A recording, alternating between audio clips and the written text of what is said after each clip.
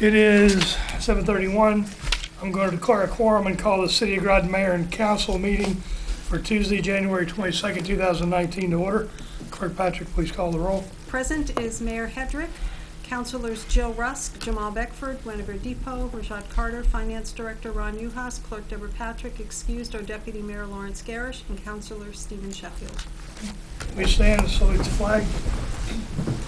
Pledge allegiance to the flag of the United States of America and to the republic for which it stands, one nation, under God, indivisible, with liberty and justice for all. Okay, recognitions, awards, and memorials. Council, do you have anything? Okay. Carlton Smith, if you could come up. This is the Building and Zoning Department official, department head, and he has recognition. Okay. Turn that on if it's not on, please. Thank you. Good evening, councils. I've got two. I will read them. They're going to say similar events, and then maybe you can ask some questions. This first one goes to Denise Smith. Dear Denise, thank you for a fantastic job you have been doing for the City of Groton, in particular the Building and Zoning Office. Your hard work and dedication has really helped us out during a project of a large-scale magnitude known as the Branford Manor Restoration Project. We just want to make sure you know how much you are valued and appreciate, not only with words, but with the Meritorious Award. We know the project was valued over $20 million worth of renovations and a new building. We know that we had scheduled and rescheduled over 1,400 inspections. We know that the amount of time that was spent with numerous contractors at the counter and on the phone. And we also know that before and after and during this time, you have worked tirelessly to keep the department going. Not only do you complete excellent quality of work yourself, but whenever you see help, your co-workers as well. You come in early and stay late using your own lunch break to help pitch in and get things done. Thank you, Denise, for your hard work and dedication to the Building and Zoning Department and the City of Groton, both throughout the past year and a half in this particular project. And before that, we really appreciate what you do. The second one will be a similar one, and it's going to be to Walt Wysick. Thank you for a fantastic job you've been doing for the City of Groton, in particular the Building and Zoning Office. Your hard work and dedication has really helped us during a project of large-scale magnitude known as the Branford Manor Restoration Project. I know the amount of effort and time that you've put into your job, and I assure you that your efforts are appreciated. We also know sometimes in the hustle and bustle of the day, we may not show our appreciation as effectively as we might. Just want to make sure you know how much you are valued and appreciated, not only with words, but with the Meritorious Award. We know the project was valued over $20 million worth of renovation. The amount of time was spent on numerous contractors, architects, and engineers at the counter, in meetings, and on the phone. Those meetings had led our department to making code modifications of the state of Connecticut, all of which has been granted due to the age of the structure and the structure's constraint. We know that you performed over 1,400 inspections at the height of the project, and in the neighborhood of 80 inspections a week. We know that both before and during this time, you have worked tirelessly to keep the department going. Not only do you complete the excellent quality of work yourself, but we have seen you help other co-workers as well. You come in early and even use your lunch breaks to help pitch in. Thank you, Walt, for your hard work and dedication to the Building and Zoning Department and the City of Groton, both throughout the past year and a half, and in particular this project. We really appreciate your job. We will put this permanent letter in your file. Those were the two. Is there any questions about that? Do you understand what transpired down there for the... Remember, Branford Manor related, bought Branford Manor, and they entered into an agreement with the city and the town, and they said they were going to do renovations to the tune of around $20 million, and they are finishing up or are finished. Yeah. And until Friday came along. well, that's true. And that includes a new center that is there. There's a lot of projects that they did. You saw the new siding, the new windows, the kitchen projects, bathroom projects that they did, and that all needed to be inspected by somebody and all needed to be supported by somebody, and that's where Walter and Denise come in. And they were extremely busy in addition to doing their regular day jobs. And there was other work that was going on at the same time. So very well deserved. Thank you. Is it possible that maybe we could get a tour of maybe one of their units, like a sample unit? I know usually they have like one or two. I don't know if they still do. They're pretty well full booked up, especially a couple weeks ago. If you remember, there was a fire, so we've displaced 4 families on there. What you probably, I don't know if you did get to see, you definitely, we could do something with is the community center. They have another name for it there, right? They on there, which has a huge breakout room, the offices, computer rooms, job rooms. Anybody not seen that yet? I've not seen that. I don't think any of us Well, have. let's arrange that. Let's do that, because Sure. I think you would find that pretty nice to go see, and I think they'd be very happy to see you there. Awesome. Mr. Councilor Rusk? I just want to say I drove through there the other day just to actually take a look at the fire or the remnants of what happened.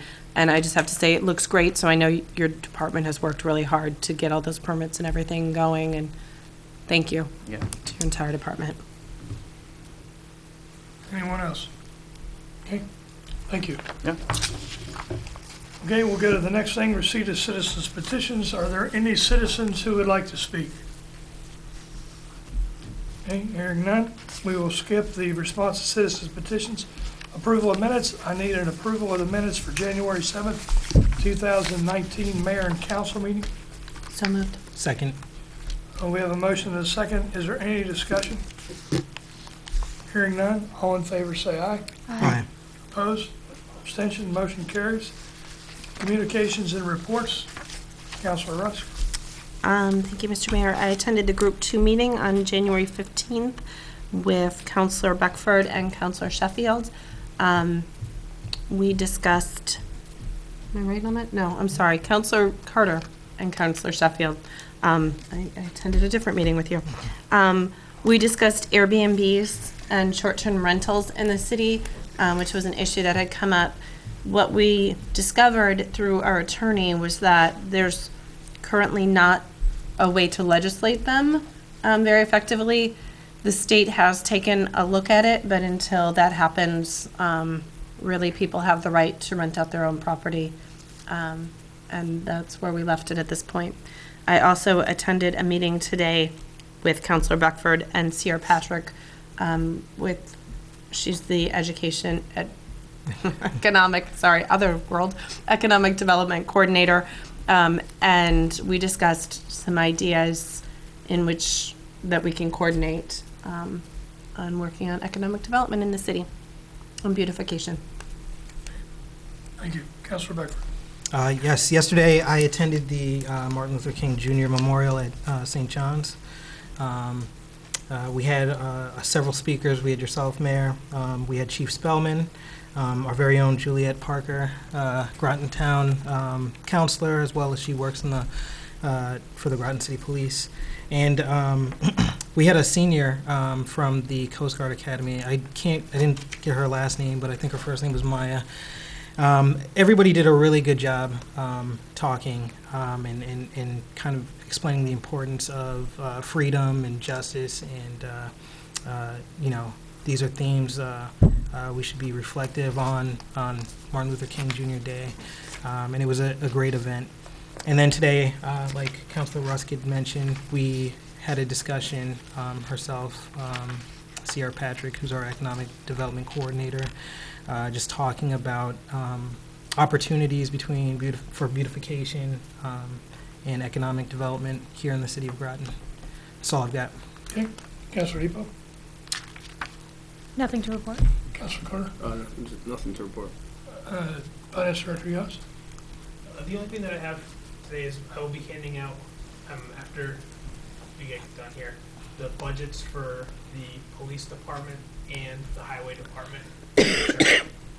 will be discussed at next week's CAL.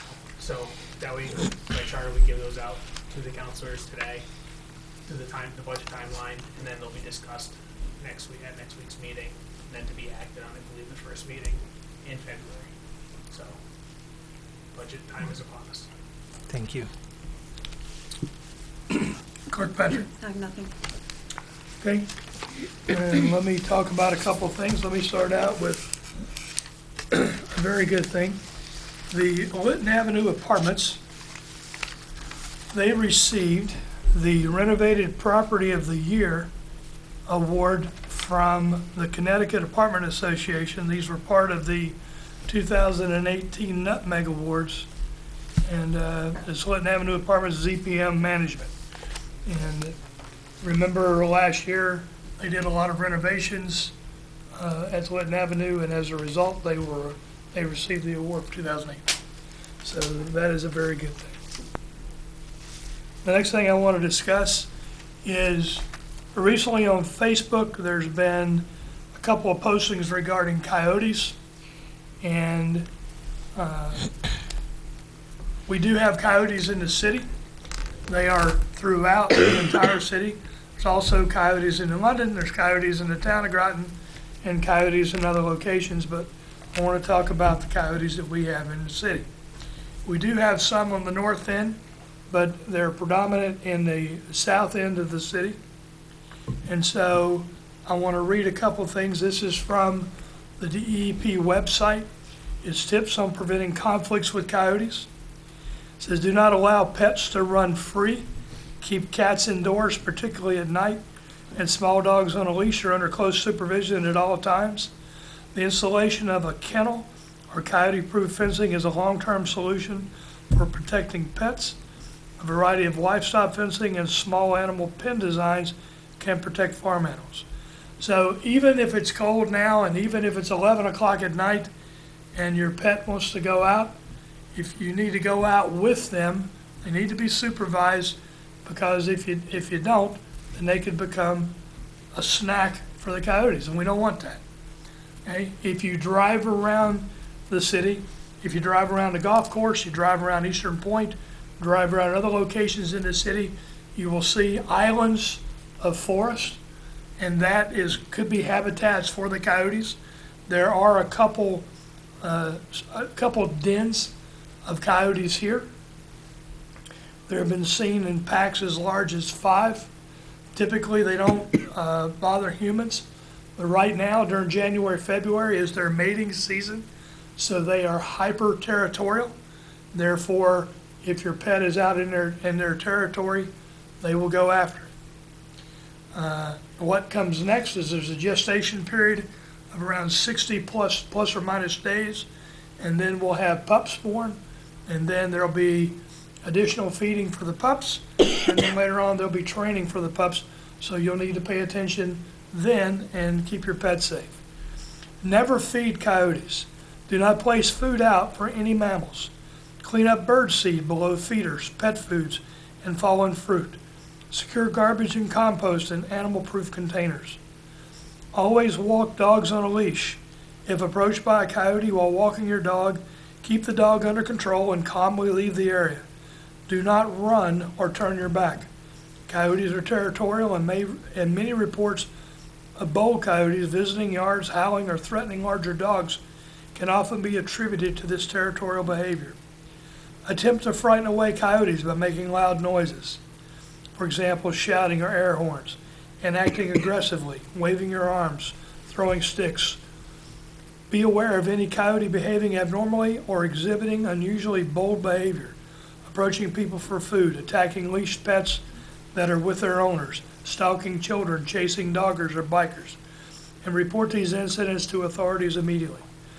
Be aware of and report any coyotes exhibiting behaviors indicative of rabies, such as staggering, seizures, and extreme lethargy. Daytime activity is not uncommon and does not necessarily indicate rabies. Teach children to recognize coyotes and to go inside the house, do not run, or climb up a swing or deck and yell if they're approached. Close off crawl spaces under porches and sheds that coyotes or small animals may use. Educate your neighbors. Ask them to follow these same steps. Regulated hunting and trapping may be used to remove problem coyotes in areas where it is safe and legal to do so. Should you decide to hunt or trap, make sure you have a license, and remember, do not discharge firearms within the city limits because that's against the law. Bow hunting, however, is legal, and the season for coyotes is year-round as long as you have a license. Contact the DEP Wildlife Division for more information on coyotes or other wildlife problems. So, don't feed them, don't mess with them, try to scare them away. Keep your pets secluded if you can, keep them on a leash. If you observe aggressive behaviors from coyotes, if they attack an animal on a leash, or if they are jumping fences to get to caged livestock, then you call the Animal Control Division at 860-441-6709. That's 860-441-6709. Or you can call our local dispatch at 860-445-2451. It's 860-445-2451. So if we get, we are tracking the incidents, and I'm not looking at coyote sightings, because when I talked to the wildlife biologist on Friday, Connecticut has a large indigenous population of coyotes. So the coyote sightings is not the problem. It is what are the coyotes doing? So if they have aggressive behavior, if they're attacking animals on a leash, attacking livestock, those are the kind of things that we're interested in and that we need reports of so that we can track, and then we can look and determine if whether or not further action is required.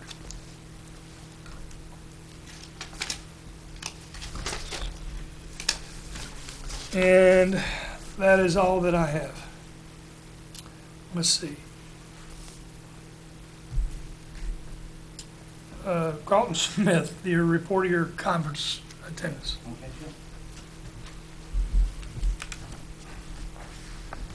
I'll just leave this up here, huh?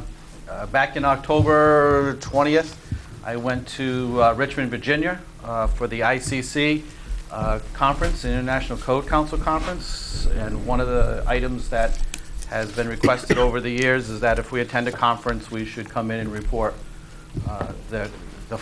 maybe not the findings, but what was the big topics of that. Over the years, I've talked to you about the modular construction and where we see the demographics are going, building a center column building and then dropping, for a better term of words, Connex boxes already fitted out with the bathrooms being in the center and the kitchen and then your living quarters.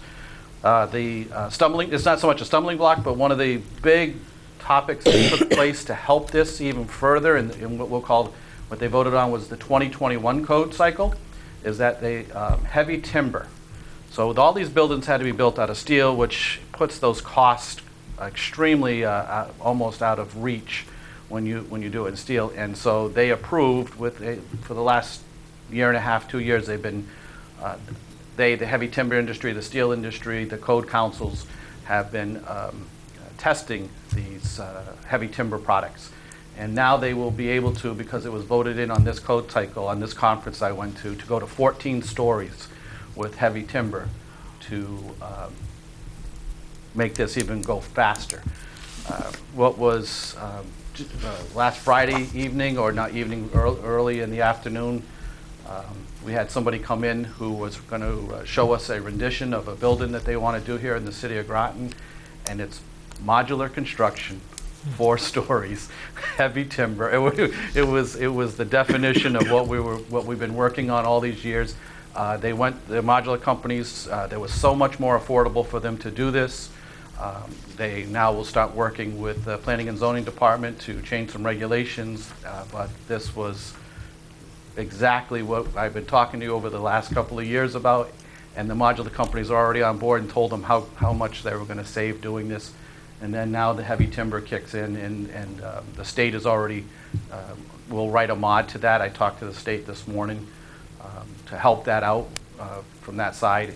It's only 4 stories, not 14, but it's going to fit exactly what we think is going to happen to the area. So that was the big part of the conference.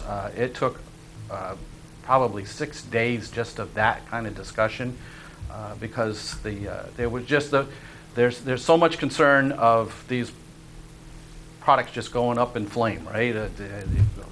Full wood, 14 stories. I mean, it's pretty hard to those things get going to fight these fires. And they built one in Oregon, in Portland, Oregon, in a city, and they tried to build one in New York City, but that one didn't come through. The Portland, Oregon was the test case out there. They built it, fit it out, tried to catch it on fire, see how long it could burn, how long it would last, rebuilt it so that they knew if they burnt pieces of it, what they had to replace. And that was the challenge, to let heavy timber be the product of the future for these modular constructions, buildings up to 14 stories. We can put a parking garage underneath and build 14 stories on top of that. So we put a cement garage on the low end or in underground, and then we can start building the 14 on top of that. That cement is the protection between the two. On the cars got a lot of gas in it, fuel, so they function with that. So that was the biggest piece to that for the conference this year. We're continuing to build on that. This year now. This year it's in Las Vegas.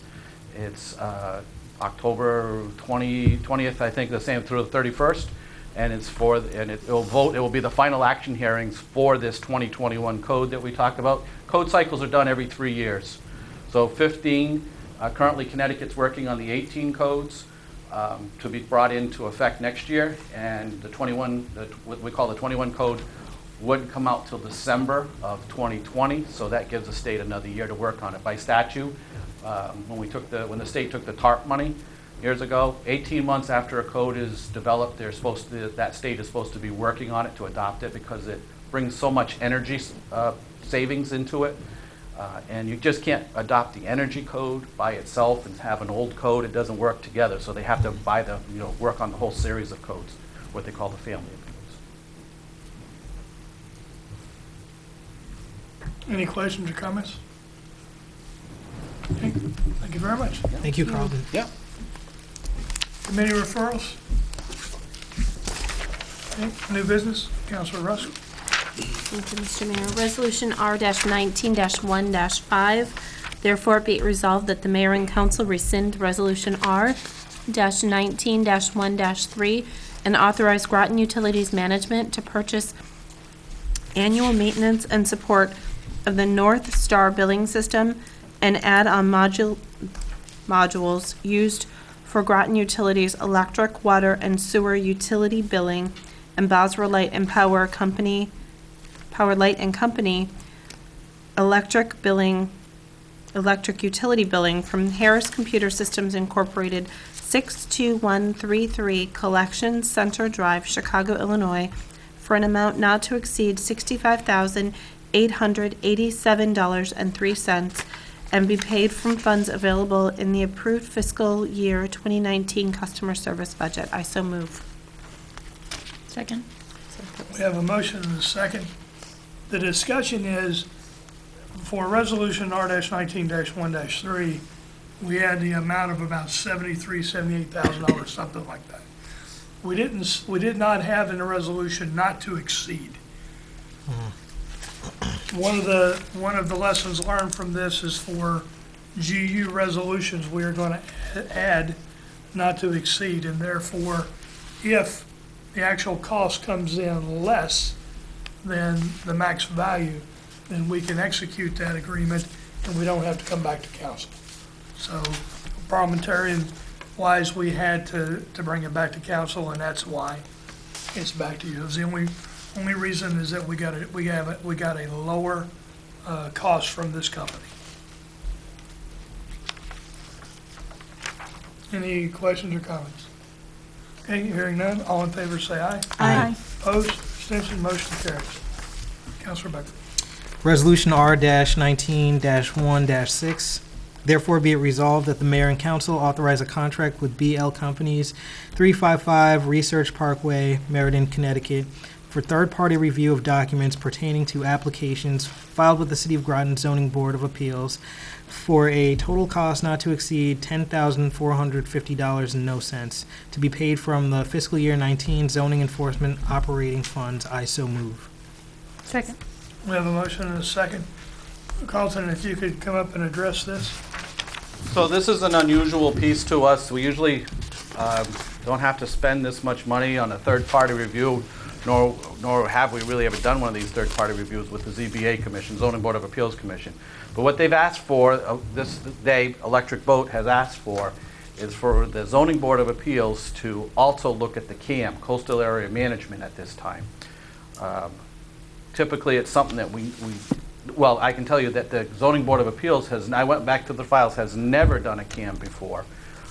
They brought this piece in a couple of days Electric Boat brought this ZBA in a couple of days before Christmas. There was the Christmas break, and we actually were supposed to have this hearing tomorrow night.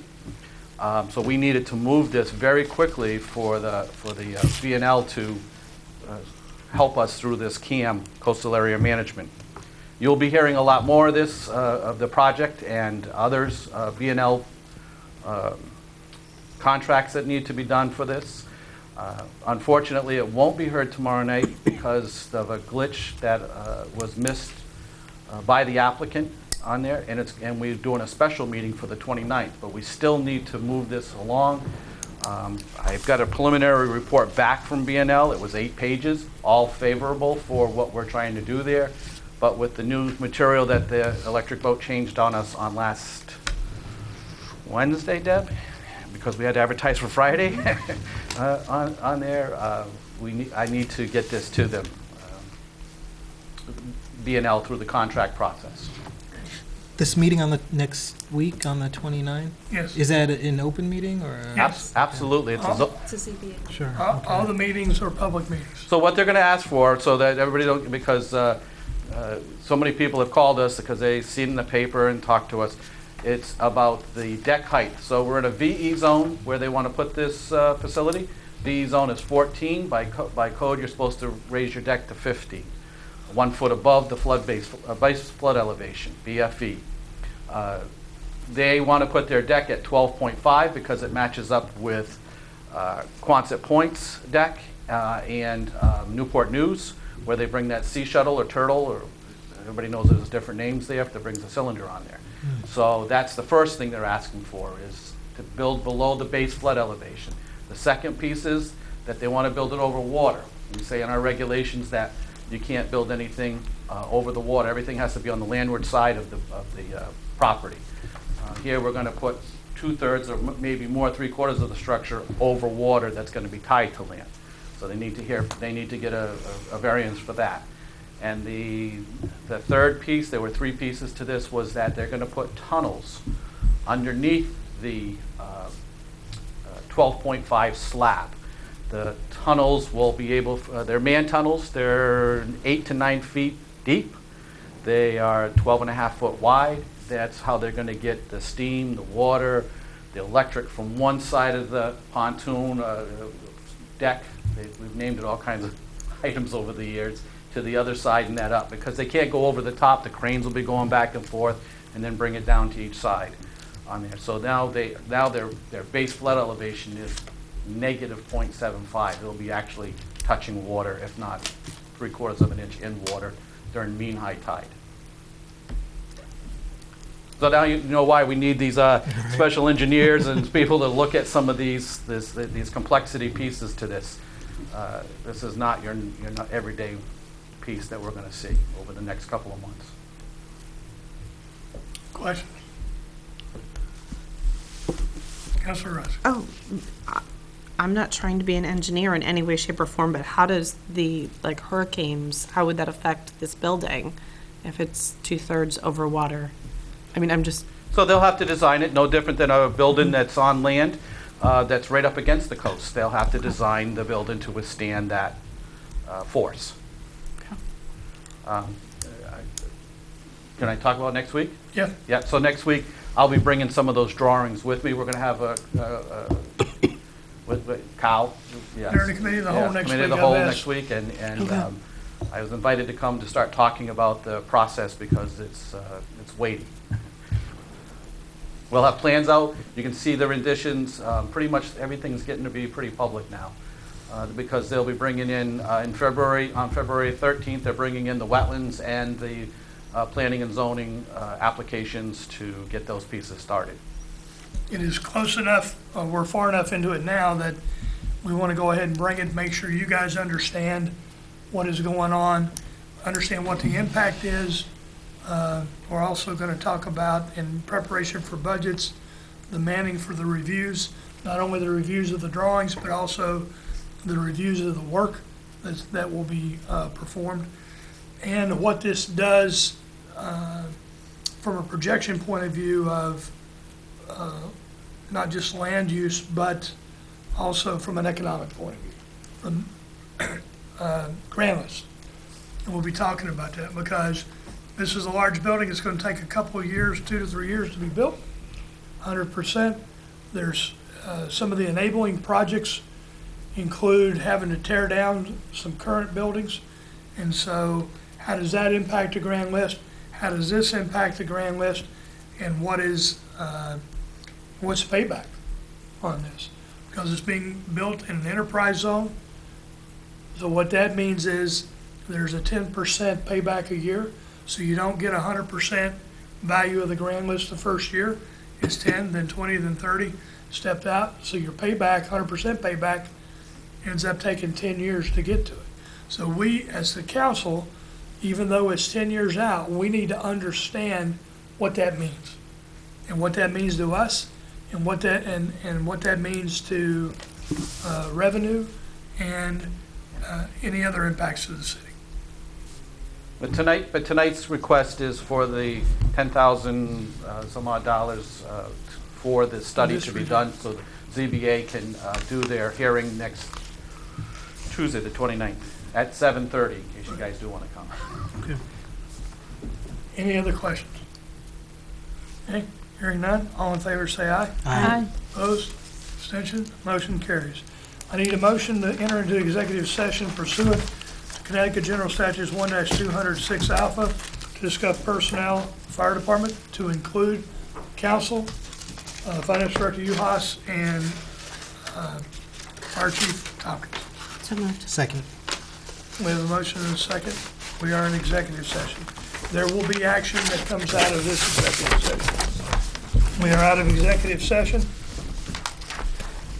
I need a motion to suspend the rules to add resolution R-19-1-7. So moved. Second. We have a motion and a second. All in favor? Aye. Aye. I can't say aye. Opposed? Abstentions? Councilor Depot. Resolution R-19-1-7, therefore be it resolved that the City Council hereby approve and ratify an agreement of separation, waiver, and release for Mark Wickard, and authorize the mayor to execute the same on behalf of the City of Groton. I so move. Second. We have a motion and a second. Any further discussion? Hearing none, all in favor say aye. Aye. Opposed? Abstentions? Motion carries. There's no further business. Take a motion for adjournment. I move the adjourn. Second. Okay, we are adjourned.